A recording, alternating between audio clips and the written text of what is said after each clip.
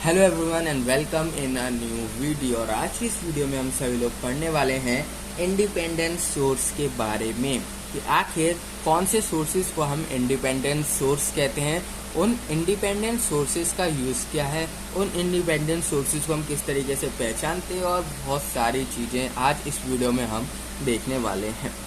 तो first of all हम जो बात कर रहे हैं, हम बात कर रहे हैं इंडिपेंडेंट सोर्स की। सोर्स होते हैं हमारे सोर्स तो हमारे कई तरह के होते हैं हम, लेकिन आज जो पर्टिकुलर सोर्स के बारे में बात करने वाले हैं वो है हमारा इंडिपेंडेंट सोर्स। तो इंडिपेंडेंट सोर्स के अंदर भी हम बात किसके बारे में करने वाले हैं? इंडिपेंडेंट सोर्स तो एक नाम है, इसके अंदर भी कई सारी कैटेगरी होती हैं जिसमें सोर्सेज को किया जाता है क्लासीफाई। तो फर्स्ट ऑफ ऑल हम सभी लोग बात करने वाले हैं करेंट सोर्स के बारे में कि आखिर करंट सोर्स होता क्या है, किस सोर्सेज को हम करंट सोर्स यहाँ पर कहते हैं। सिंपली इसके अंदर भी करंट सोर्स, देखो सबसे पहले हमारा जो सोर्सेज है वो दो पार्ट में डिवाइड होता है, independent source and dependent source. अब इंडिपेंडेंट सोर्स की हम यहाँ पर बात करने वाले हैं। इंडिपेंडेंट सोर्सेज के भी अंदर आता है current source and current source के भी अंदर आता है करंट सोर्स जो होते हैं ना हमारे दो तरीके के यहाँ पर होते हैं। जो हमारे करंट सोर्सेज होते हैं ना ये भी हमारे दो तरीके के होते हैं। कौन कौन से? एक होता है हमारा आइडियल करंट सोर्स और दूसरा होता है हमारा practical current source. Ideal current source and practical current source कहलाता है। अब बात करते हैं यहाँ पर सबसे पहले आइडियल करंट सोर्स आखिर होता क्या है। तो वो हमारे आइडियल करंट सोर्स के अंदर वो वाले सोर्स आते हैं जिनका जो होता है ना आउटपुट, यानी जो भी सोर्स जिनकी एनर्जी आउटपुट एनर्जी होती है, जो टर्मिनल एनर्जी कहते हैं जिसको, वो हमेशा कांस्टेंट होती है। उसका जो करंट होता है ना वो हमेशा कांस्टेंट रहता है और इंडिपेंडेंट होता है हमारे आउटपुट वोल्टेज की। मैं क्या कह रहा हूँ, वो वाले एनर्जी सोर्स यानी it is an energy source whose terminal, या फिर टर्मिनल नहीं, या फिर हम इसको आउटपुट भी कहते हैं, ठीक है, कुछ भी आप कह सकते हैं इन दोनों में से। टर्मिनल आप बोल सकते हैं या फिर आप इसको आउटपुट भी बोल सकते हैं। यानी कि it is an energy source who is terminal, या फिर उसका output current is constant and independent of the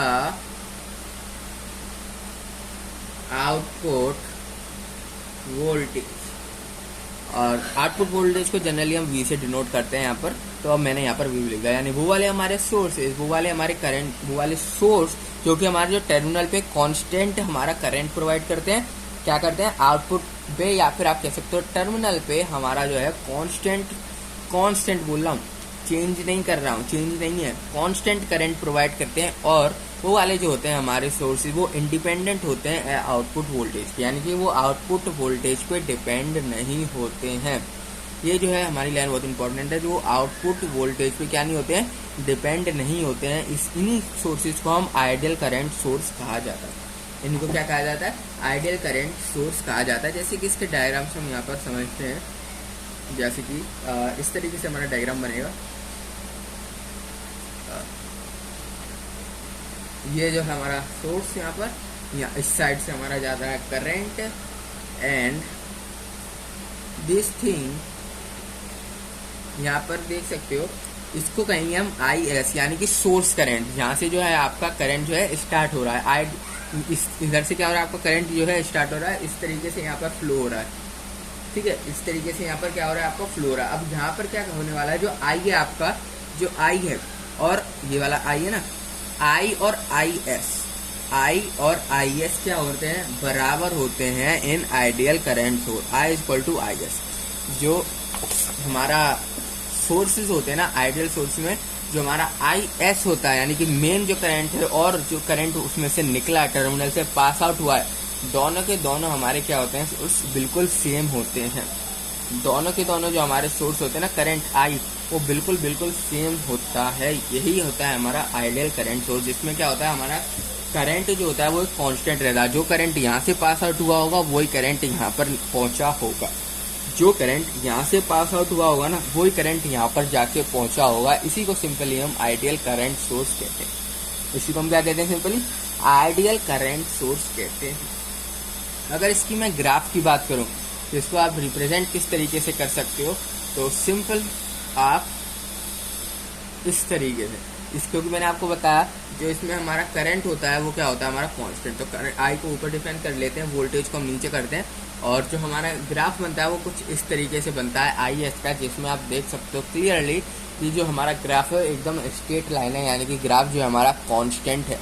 graph जो है हमारा कांस्टेंट है, ग्राफ हमारा चेंज नहीं हो रहा है। यही जो है हमारी डेफिनेशन बोल रही थी कि जिसमें हमारा करंट होता है वो कांस्टेंट होता है, यानी कि इंडिपेंडेंट टू आउटपुट वोल्टेज, यानी आउटपुट वोल्टेज पे यहाँ पर कोई डिपेंड नहीं है। ये कोई नीचे भी नहीं जा रहा ना ऊपर जा रहा, चाहे कुछ भी हो आपका आउटपुट वोल्टेज, आपका आउटपुट वोल्टेज चाहे कुछ भी हो, कैसा भी हो, कुछ भी हो, वो सिंपली उस पर डिपेंड नहीं करेगा। वो कहाँ डिपेंड करेगा? केवल अपने डिपेंड करेगा ही नहीं, आइडियल में डिपेंड करता ही नहीं है, कांस्टेंट रहता है। करंट जो है हमारा वो कांस्टेंट रहता है। आइडियल के बाद जो हम बात करने वाले हैं वो होती है हमारी प्रैक्टिकल करंट सोर्स। अब प्रैक्टिकल करंट सोर्स हमारे कौन सी सोर्स होती हैं? सिंपली इसका उल्टा, यानी कि देखो हकीकत में क्या होता है ना, हकीकत में यानी असली में ये डिपेंड करती हैं। जब आप प्रैक्टिकली किसी भी एक्सपेरिमेंट को परफॉर्म करते हो तो आपकी एक्सपेक्टेशन से अलग ही रिजल्ट आता है। तो इसी को सिंपली यहाँ पर एग्जाम्पल है आपका सिंपल इसी का, कि आइडियल में तो हम बोल रहे थे कि आउटपुट पर डिपेंड नहीं करता है, कांस्टेंट रहता है। यहाँ पर ऐसा नहीं होता। प्रैक्टिकली जब हमने एक्सपेरिमेंट किया था, यानी कि प्रैक्टिकली जब हमने करंट सोर्स को देखा, तो हमने देखा कि ये जो है डिपेंड करता है आउटपुट वोल्टेज पे। ये जो है हमारा डिपेंड करता है, इंडिपेंडेंट नहीं होता है। सिंपली इंडिपेंडेंट नहीं होता है, डिपेंड करता है। अब क्या अंदर इसका मामला है वो हम देखते हैं। सबसे पहले जो इसको हम इसका जो है डायग्राम बना देता हूँ, किस तरीके से यहाँ पर फॉर्म होता है। आई एस ऊपर की साइड, आई एस सिंपली ये हमारा क्या है? Practical current source. ये हमारा क्या है यहाँ पर? प्रैक्टिकल करंट सोर्स, जिसमें क्या होता है एक रजिस्टर यहाँ पर लगा रहता है, रेजिस्टेंस यहाँ पर लगा रहता है, और जो आपका करंट होता है ना वो जाता है ऊपर। जैसे ही आप देख सकते हो यहाँ पर ऊपर जाएगा तो यहाँ पर दो पार्ट में क्या होने वाला है? डिवाइड। जो आपका यहाँ पर करंट है ना, ये दो पार्ट में करंट जो है आपका यहाँ पर डिवाइड होने वाला है। फर्स्ट ऑफ ऑल जाता है यहाँ पर, इसको कहेंगे I1, एंड ऊपर वाले को हम डिनोट कर देते हैं I से। ठीक है, रेजिस्टेंस को मैंने स्मॉल r से यहाँ पर डिनोट कर दिया, और यहाँ से यहाँ तक जो आपका वोल्टेज होगा ना, इसको मैं मान लेता हूँ V1। आपको सी बात है इन दोनों पॉइंट में क्या वोल्टेज होगा? सिंपली मैंने उसको V1 कंसीडर कर लिया। जो भी वोल्टेज होगा आपका इस पॉइंट में एंड इस पॉइंट में, मैंने उसको यहाँ पर V1 कंसीडर कर लिया। चाहे कुछ भी वोल्टेज हो, मैं उसको भाई सिंपली V1 कंसीडर कर रहा हूँ कि हाँ उस वोल्टेज को मैंने V1 मान लिया। अब बात करने वाले हैं एट, अब क्या है ना, हम इसको सॉल्व करते हैं तो डिफरेंट टाइप ऑफ नोड्स क्या होता है वो सब हम चीज़ें आगे देखेंगे। आप ये समझ सकते हो। अब इसको सॉल्व करेंगे हम, प्रैक्टिकली ये देखेंगे कि आखिरकार आई एस जो है हमारा किसके बराबर होता है। आई एस जो है हमारा किसके बराबर होता है? आई जो यहाँ पर आई है उसमें क्या हो रहा था हमारे आइडियल में कि आई एस जो है हमारा आई के बराबर था। आई एस हमारा आई के बराबर था, दोनों सेम थे। पर यहाँ पर क्या है ना, I1 भी आ गया, I1 भी आ गया। तो सिंपली इसमें क्या होगा, आई एस और आई में क्या रिलेशन होगा वो हमें यहाँ पर फाइंड करना है, जिससे हम क्या कर सकें? ग्राफ बना सकें, ग्राफ प्लॉट कर सकते हैं, और प्रैक्टिकली क्या आउटपुट आया वो हम यहाँ पर देख सकें। तो सिंपली एट नोड यहाँ पर आप देख सकते हो आई एस जो है हमारा जा रहा है, आई एस फर्दर दो पार्ट में यहाँ पर डिवाइड हो रहा है। आई एस जो है फर्दर दो पार्ट में डिवाइड हो रहा है। एक होता है हमारा I1 जो कि देखो सकते हो ये वाले डायरेक्शन है I1, एंड I वाली डायरेक्शन इसके ऊपर वाली है, एंड I वाली डायरेक्शन जो है हमारी कौन सी है? इसके ऊपर वाली डायरेक्शन को सिंपली हमने I से यहाँ पर डिनोट कर दिया, सिंपली I से डिनोट कर दिया। आपका जो आई एस है दो पार्ट में डिवाइड हो रहा है, सिंपली जा रहा है पहला I1 एंड दूसरा I2, आपका आई एस जो है डिवाइड हुआ। इसके बाद सिंपली हम I1 को क्या लिख सकते हैं? I1 के आप देख सकते हो इसमें रेजिस्टेंस प्रेजेंट है, रेजिस्टेंस I1 में रेजिस्टेंस प्रेजेंट है, बिल्कुल है भाई प्रेजेंट है। वोल्टेज भी चेंज होगा, वोल्टेज भी इसमें कुछ ना कुछ होगा, ऐसा तो नहीं है वोल्टेज हो ही ना। जब रेजिस्टेंस है, करंट है, तो ऑफ कोर्स वोल्टेज होगा। ओम्स लॉ क्या कहता है? V = IR। अगर करंट है, रेजिस्टेंस है, देन वोल्टेज भी 100% होने वाला है। तो उस वोल्टेज को हम V नाम दे देते हैं। उस वोल्टेज को V1 तो ये पूरा का पूरा है, तो उस वोल्टेज को मैंने क्या नाम दे देता हूँ यहाँ पर V। तो सिंपली जो हमारा V/R I जो होगा यहाँ पर, अब सीधा I1 तो मैं पुट करूंगा नहीं, अब मेरे को कुछ ना कुछ तो वैल्यू पुट करनी पड़ेगी ना किसी की। इन तीनों में से हम किसकी वैल्यू जानते हैं? ओनली हम जानते हैं I1 की वैल्यू, क्योंकि इसमें रेजिस्टेंस यहाँ पर लगा हुआ है, इसलिए हम खाली I1 की वैल्यू जानते हैं। तो सिंपली I1 की क्या वैल्यू होगी? V/R। हम जानते हैं ना ओम्स लॉ, V/IR। तो सिंपली I यहाँ पर क्या हो जाएगा? V/R। यही सिंपली हमने किया है, ओम्स लॉ यहाँ पर लगाया और कुछ किया ही नहीं, प्लस होता है आपका। अब सिंपली ये जो है ना, ये आपका कहलाता है यहाँ पर जो भी आपका प्रैक्टिकल फॉर्म हुआ है ना, तो IS किसके बराबर आपका निकल के आता है? V/R, यानी जो भी आपका वोल्टेज है अपॉन कर दो रेजिस्टेंस से, जो आपका रेजिस्टेंस लगा हुआ इन I1 वाली साइड में, याद रखना I1 वाली साइड में आपका रेजिस्टेंस लगा हुआ है, एंड प्लस I। तो ये रिलेशन होता है हमारा IS और I के बीच में। अगर आपको I और IS के बीच में चाहिए तो सिंपली I को इधर ले आओ, IS माइनस V/R। जो अगर आपसे बोला है I फाइंड आउट करने का, तो आप I फाइंड आउट कर सकते हैं। अगर आपसे बोला एकदम सोर्स की वैल्यू बताओ, जब आपसे सोर्स की वैल्यू पूछा तो IS, देन दोनों की वैल्यू आप इस तरीके से यहाँ पर देख के निकाल सकते हो। अब ना इसके बाद हमें ना कई सारे पॉइंट्स लेने पड़ेंगे जहाँ से हम क्या कर सकें, एक ग्राफ को प्लॉट कर सकें, क्योंकि इनसे ना हम ग्राफ प्लॉट नहीं कर सकते, हमें पता भी नहीं चलेगा किस पॉइंट पे क्या चीज़ हो रही है, किस पॉइंट पे क्या चीज़ चेंज हो रही है, कब जो है हमारा IS I के बराबर होगा। देखो अभी तो कुछ बराबर नहीं है, अभी तो I जो है हमारा वो IS से कम है, और IS जो है हमारा वो I से थोड़ा ज़्यादा है। देखो अगर I है, इसमें मैं V/R को प्लस कर दूँ, ऑफकोर्स सी बात है, कोई सी क्वांटिटी में कोई और क्वांटिटी प्लस करूँगा तो ज़्यादा बैठेगा और ज़्यादा होगा, पर अगर उस क्वांटिटी में से वो क्वांटिटी माइनस कर दूँ कोई क्वांटिटी, तो कम हो जाएगी। तो सिंपली I जो है हमारा IS से कम होता है हमेशा, एंड IS जो है हमारा I से ज़्यादा होता है हमेशा। अगर आपका ये उल्टी हो रही है वैल्यू, तो सिंपली आपका जो है प्रैक्टिकल करंट सोर्स नहीं है, या फिर आपकी कुछ एरर आ रही है प्रैक्टिकल करंट सोर्स में, कुछ ना कुछ आपकी एरर फॉर्म हो रही है, जिसकी वजह से आपका जो है यहाँ पर चेंजेस दिखाई दे रहे हैं। अब ना कई पॉइंट पे हम इसको देखते हैं, जैसे कि एट पॉइंट हम सबसे पहले मानते हैं जब हमारा I जो है IS के बराबर हो, जब हमारा I जो है ना IS के अगर बराबर है, हमारा जो I हमने यहाँ पर कंसीडर किया, अगर वो IS के बराबर है सिंपली, तो हमारा वोल्टेज 0 हो जाएगा, याद रखना। अगर हमारा I IS के बराबर है तो हमारा V जो होने वाला है वो 0 होने वाला है। क्यों होने वाला है, देखो इसको भी मैं आपको समझा देगा। मैं क्या बोल रहा हूँ, जब हमारा I IS के बराबर होगा, अब ये बात बताओ, अब ये बात बताओ हमारा I और IS कब बराबर होंगे? ऑफकोर्स ये बात है जब V/R हमारा क्या होने वाला है? 0। अब V/R क्या है हमारा? I1, और कुछ नहीं है। V/R क्या है हमारा? I1 है। जब हमारा I1 0 होगा, जब भी तो हमारा IS और I बराबर होंगे ना, ठीक है। देखो इधर लिखा हुआ है IS is equal to I1 plus I। अगर I1 जो है हमारा अगर 0 नहीं होगा, अगर हमारा 0 नहीं होगा, तो ऑफकोर्स की बात है ये दोनों कभी बराबर हो नहीं हो पाएंगे। चाहे अगर कम हो गया तो भी बराबर नहीं होंगे, ज़्यादा हो गया तो भी बराबर नहीं होंगे। तो कब बराबर होगा? जब हमारा I1 0 हो जाए, क्योंकि जैसे ही I1 हमारा 0 हो जाएगा, IS हमारा I के बराबर हो जाएगा।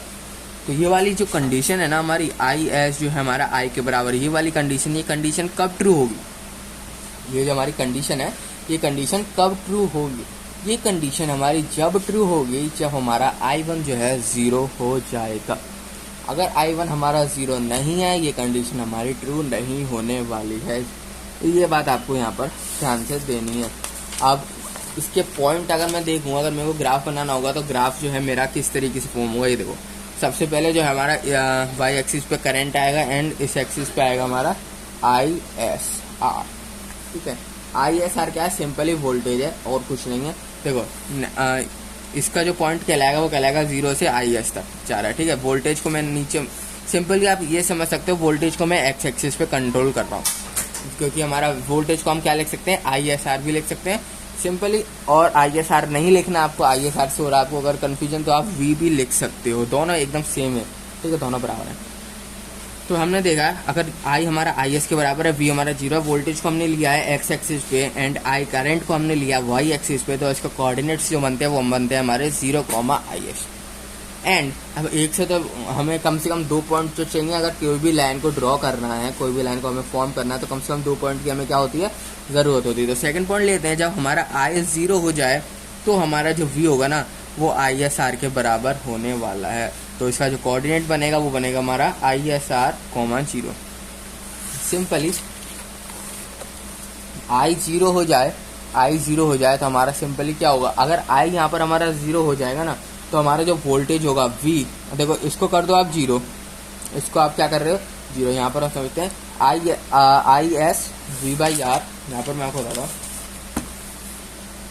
IS is equal to V/R plus I। V/R क्या है यहाँ पर, simply IS is equal to I1 plus I। ये चीज आपके पास यहाँ पर लिखी हुई है। अब देखो हम क्या बोल रहे हैं, जब हमारा I हो जाए 0, हमने क्या किया है, जब हमारा I जो है यहाँ पर वो 0 हो जाए, जब हम I को 0 कंसीडर कर ले, जब हमारा I जो है 0 फॉर्म हो जाए, जैसे अगर हमारा I जो है यहाँ पर 0 फॉर्म हो जाएगा ना, क्या होगा देखो IS is equal to V/R, क्योंकि I तो हो गया हमारा 0। अब हम बोल रहे हैं कि वोल्टेज, क्योंकि हमारा क्या है एक्स एक्सिस में वोल्टेज है ना, एक्स एक्सिस में हम किसको डिनोट कर रहे हैं, वोल्टेज को। तो वोल्टेज की वैल्यू यहाँ से अगर हम निकालें तो वो हमारे क्या होगी ISR। तो वही मैंने यहाँ पे लिखी है ISR सिंपली, और कुछ नहीं लिखा मैंने, वही वोल्टेज की वैल्यू लिखी है ISR। ठीक है, अब जो इसकी फॉर्म होगा वो सिंपली क्या होगा 0, IS मान लो, IS को मैं इस तरह मान लेता हूँ IS को, और जो दूसरा पॉइंट है हमारा वो क्या है ISR, 0। और हमने I0 माना, तो यानी दोनों हमारे क्या होंगे, कहीं ना कहीं एक्सेस पे ही मीट करेंगे, कहीं ना कहीं पॉइंट पे ही मीट करेंगे। ऊपर या थोड़ा सा नीचे या साइड कोई ऐसा अलग सी क्वांटिटी बनेगी वो नहीं बनेगी, क्योंकि देखो 0 आ रहा है, एक तो इसमें x पे 0 तो यानी नीचे 0 y वाली वैल्यू, दूसरे में हमारा क्या है x पे वैल्यू है y 0 तो यानी यहाँ पर। सिंपली अब आपको क्या करना है, इन दोनों पॉइंटों को करना है ज्वाइन। ये बनना आपका graph for a practical current source. किसका ग्राफ है ये, आपका प्रैक्टिकल करंट सोर्स का ग्राफ है। यहाँ पर लिख देता हूँ प्रैक्टिकल करंट सोर्स, ये आपका सिंपली प्रैक्टिकल करंट सोर्स का एग्जांपल है। तो हमने इंडिपेंडेंट सोर्स में यहाँ पर समझ लिया करंट सोर्सेज को एंड प्रैक्टिकल इंडिपेंडेंट सोर्स में हमने किस चीज को पढ़ा, करंट सोर्स को, एंड करंट सोर्स के अंदर भी हमने किस चीज को पढ़ा, करंट सोर्स के अंदर भी हमने पढ़ा है आइडियल करंट सोर्स को एंड प्रैक्टिकल करंट सोर्सेज को। इन दोनों सोर्सेज को हमने क्या किया है, इसके अंदर स्टडी किया। इसके जो बाद आता है हमारा, वो बाद आता है हमारा डिपेंडेंट सोर्स, क्योंकि हमने इंडिपेंडेंट पढ़ लिया। अब बात करेंगे हम डिपेंडेंट सोर्सेज के बारे में। तो डिपेंडेंट सोर्सेज के बारे में हम पढ़ेंगे नेक्स्ट वीडियो में। इस वीडियो में इतना ही, मिलते हैं आप सभी लोगों से नेक्स्ट वीडियो में।